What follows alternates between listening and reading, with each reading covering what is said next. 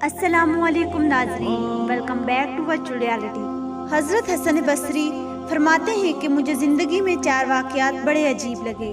تو لوگوں نے پوچھا وہ کون سے ہیں؟ تو فرمانے لگے کہ پہلا تو یہ ہے کہ ایک نوجوان کے ہاتھ میں چراغ تھا، تو میں نے نوجوان سے سوال کیا کہ بتاؤ یہ روشنی کہاں سے آئی؟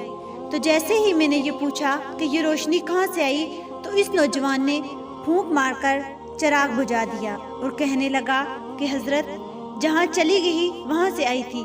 حضرت حسن بصری فرماتے ہیں کہ میں اس نوجوان کی حاضر دماغی پر آج تک حیران ہوں۔ دوسرا واقعہ یہ ہے کہ ایک مرتبہ 10-12 سال کی لڑکی آ رہی تھی، بارش ہوئی تھی، میں مسجد جا رہا تھا اور وہ بچی بازار سے کوئی چیز لے کر آ رہی تھی۔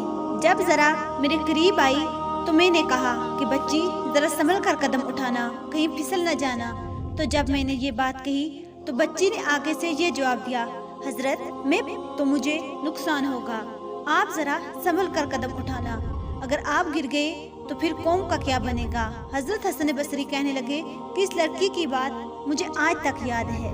تیسرا واقعہ یہ ہے کہ ایک مرتبہ میں نے ایک مہندس کو دیکھا، جب اسے پتا چلا کہ اس نے مجھے پہچان لیا تو مجھے کہنے لگا کہ میرا راز نہ کھولنا، اللہ تعالیٰ قیامت کے دن تمہارے رازوں پر پردہ ڈالیں گے۔ چوتھا واقعہ یہ ہے کہ ایک آدمی نماز پڑھ رہا تھا، اس کے سامنے سے ایک عورت روتی ہوئی کھلے چہرے کھلے سر کے ساتھ آگے سے گزر گئی۔ جب آدمی نے سلام پھیرا تو وہ عورت پر بڑا ناراض ہوا، کہنے لگا کہ تمہیں شرم نہیں آئی؟ تیرا دھیان کدھر ہے اور ننگے سر کھلے چہرے کے ساتھ ہے، اور میں نماز پڑھ رہا تھا تو میرے آگے سے گزر گئی۔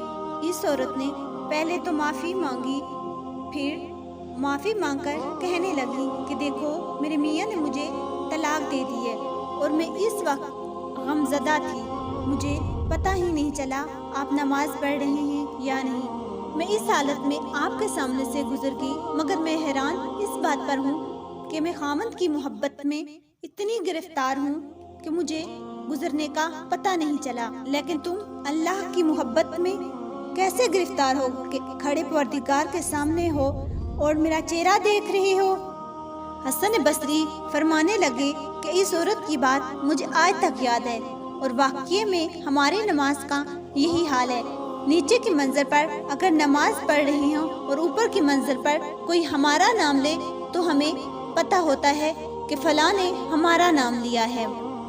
اللہ تعالیٰ سے دعا ہے کہ اللہ تعالیٰ ہم کو توجہ کے ساتھ نماز پڑھنے کی توفیق عطا فرمائے، آمین۔ اللہ وہ دل دے جو تیرے عشق کا گھر ہو، دائمی رحمت کا تیری اس پہ نظر ہو، دل دے کے تیرے عشق میں یہ حال ہو اس کا، محشر کا اگر شور ہو تو کبھی خبر نہ ہو۔